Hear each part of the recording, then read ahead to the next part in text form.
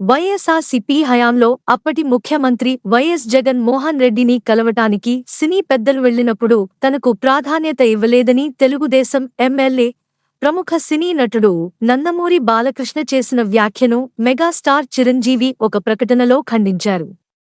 అప్పటి ముఖ్యమంత్రి సమయం ఇచ్చినప్పుడు జెమినీ కిరణ్ ద్వారా హీరో బాలకృష్ణను కలవటానికి ప్రయత్నించామని, కానీ ఆయన అందుబాటులోకి రాలేదని చిరంజీవి ఒక ప్రకటనలో పేర్కొన్నారు.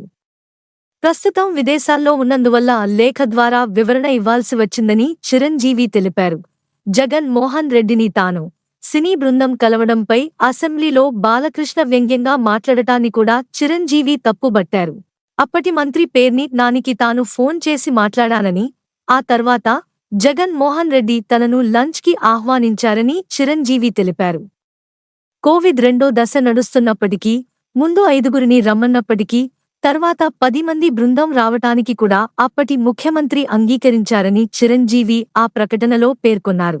సినీ బృందం అప్పటి ముఖ్యమంత్రిని కలిసినందువల్లే ప్రభుత్వం టికెట్ రేట్లను పెంచడానికి అంగీకరించిందని, దానివల్ల లాభపడ్డ సినిమాల్లో తన సినిమాతో పాటు బాలకృష్ణ సినిమా కూడా ఉందని చిరంజీవి అందులో గుర్తు చేశారు.